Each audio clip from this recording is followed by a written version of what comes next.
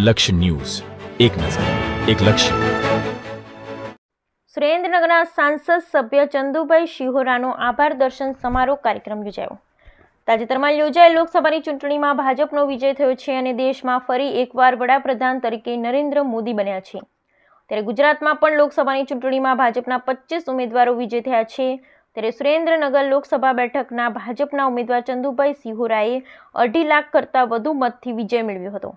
જેના ભાગરૂપે આજરોજ ધાંગધ્રા ખાતે સાંસદ સભ્ય ચંદુભાઈ શિહોરાનું સ્વાગત કાર્યક્રમ યોજાયો હતો.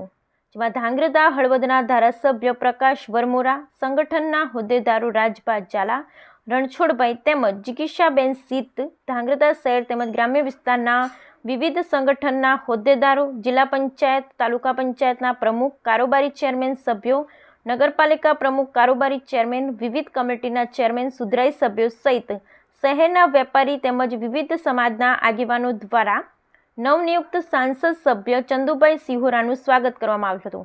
જ્યારે સાંસદ સભ્ય ચંદુભાઈએ પોતાની જીત કાર્યકરો થકી થઈ છે અને મને જીત અપાવી તે માટે કાર્યકરોનો, બૂથ કમિટીના સભ્યો, જિલ્લાના તમામ હોદ્દેદારોનો આભાર વ્યક્ત કર્યો હતો અને આગામી દિવસોમાં આ વિસ્તારમાં વિકાસના કામો કરવામાં આવશે અને જિલ્લાની લોકોની સમસ્યા હતી તે દૂર કરવાની ખાતરી આપી હતી.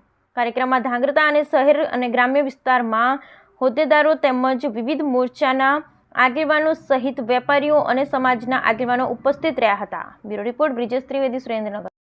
આજના કાર્યક્રમમાં ધાંગધ્રા વિસ્તારમાંથી પધારેલ ભારતીય જનતા પાર્ટીના તમામ સંગઠનના કાર્યકરો, ચૂંટાયેલી પાંખના કાર્યકરો, શહેર અને ગ્રામ્ય વિસ્તારના તમામ બૂથ લેવલથી માંડી અને ટોપ લેવલ સુધીના કાર્યકરોનો ભારે સન્માન કરવા માટેનો કાર્યક્રમ હતો. ત્યારે આજે ખૂબ મોટી સંખ્યામાં કાર્યકરો પધાર્યા અને બધાને અતિ ઉત્સાહ અને આનંદ પણ જણાઈ રહ્યો છે. ત્યારે આ કાર્યકરોની વચ્ચે રહીને હું 5 વર્ષ સુધી કામ કરતો રહેવાનો છું એ બધાને મેં કાર્યકરોને ખાતરી પણ આપી છે.